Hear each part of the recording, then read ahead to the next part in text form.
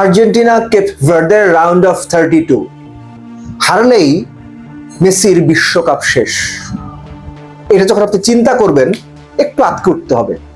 Cape ভার্দের সঙ্গে Argentina হারবে, এটা চিন্তা করাটা একটু কঠিন। যদি হেরে যায় মেসির বিশ্বকাপ দ্য এন্ড, এটা চিন্তা করা আরো বেশি কঠিন। কেপ ভার্দের নামটা শুনলে আসলে আমরা যারা ফুটবল সমর্থক আছি, রিগার্ডলেস অফ ওয়েদার আপনি আর্জেন্টিনার সাপোর্টার, ব্রাজিলের সাপোর্টার, জার্মানির সাপোর্টার, ডাজন্ট ম্যাটার, কেপ ভার্দের নামটা শুনলে কি রেজিলিয়েন্স। স্পেনকে আটকে দেয়া গোল নীল, সৌদি আরবিয়াকে গোল নীল আটকে দেওয়া, উরুগুয়ের সঙ্গে 2-2 ড্র করে স্পেন উরুগুয়ের গ্রুপ থেকে দ্বিতীয় হয়ে রাউন্ড অফ 32-তে আসা। আরে কেপ ভার্দে ছোট দল, আর্জেন্টিনা নাম দিয়ে খেলবে, জিতে যাবে, এটা যদি আপনার ভাবনার জায়গা হয়, আনফরচুনেটলি আপনার ভাবনার জায়গাটা সঠিক নয়, একেবারেই সঠিক নয়। অন্তত রাউন্ড অফ 32 থেকে জার্মানি এবং নেদারল্যান্ডসের বাদ পড়ার উদাহরণটাও একদম টাটকা উদাহরণ। এই দুটো উদাহরণও কেপ ভার্দেকে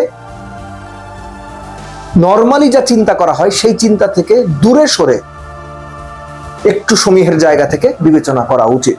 অন্তত আর্জেন্টাইন টিম সেটা করছে, এটা সবচেয়ে গুরুত্বপূর্ণ। আপনি আমি কি ভাবছি ডাজন্ট ম্যাটার, ইরিলেভেন্ট, একদমই কোনো মূল্য নাই।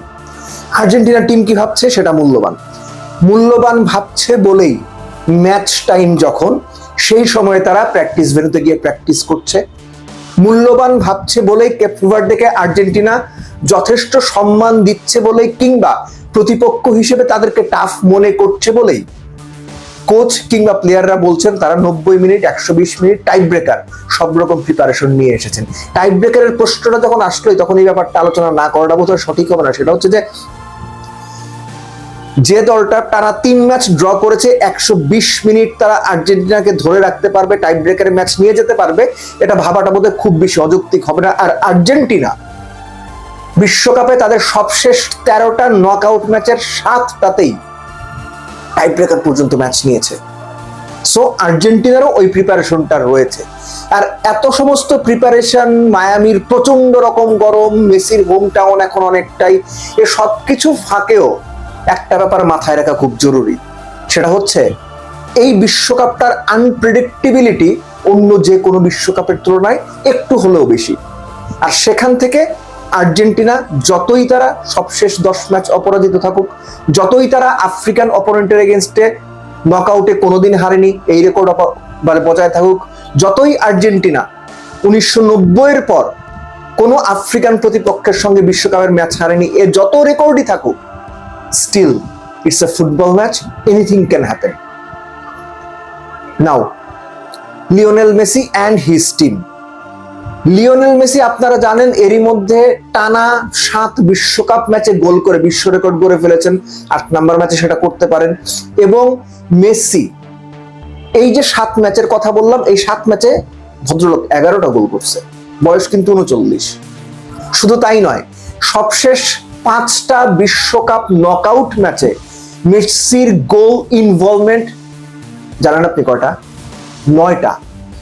সবশেষ 5টা বিশ্বকাপ নকআউট ম্যাচে মেসির গোল ইনভলভমেন্ট 9টা, 5টা গোল, 4টা অ্যাসিস্ট। আর কি চান আপনি? তারপরেও মেসির কাছে চাওয়া বোধ হয় কখনো ফুরোয় না। কেন ফুরোয় না? কারণ মেসি এমন একজন ফুটবলার, এমন একজন মানে ক্যারেক্টার, সে যদি পরপর 3 ম্যাচও হ্যাটট্রিক করে, 4র্থ ম্যাচে গিয়ে হয়তো ভক্ত এক্সপেক্ট করবে, ভাই 3টা হ্যাটট্রিক হয়েছে, এখন আর হ্যাটট্রিকে পোষাবে না, আপনি 4 নাম্বার ম্যাচে 4 গোল করবেন। It can happen. সো জিনিসটা হচ্ছে যে মেসিকে কেন্দ্র করেই আর্জেন্টিনার সবকিছু, এটা আপনি আমি হয়তো ভাবতে পারি, কিন্তু ইন রিয়েলিটি কিন্তু সেটা না। মেসি আর্জেন্টিনা দলের মূল character, topmost, larger than life character. কিন্তু এই আর্জেন্টিনা দলটা মেসি কেন্দ্রিক, এটা আমার মানতে একটু অসুবিধা আছে। এই আর্জেন্টিনা দলে দল হয়ে খেলার যে প্রবণতা, সেটার কেন্দ্রে হয়তো মেসি থাকেন, কিন্তু মেসি সবকিছুর মূল, এটা বোধহয় সঠিক না। যার যে পজিশন, প্রত্যেকটা পার্সন, প্রত্যেকজন ফুটবলার, প্রত্যেকজন ইন্ডিভিজুয়াল তার জায়গাতে দলের মূল চরিত্র। একটা টিম হতে যা দরকার হয় আপনি খুব ভালো করে জানেন।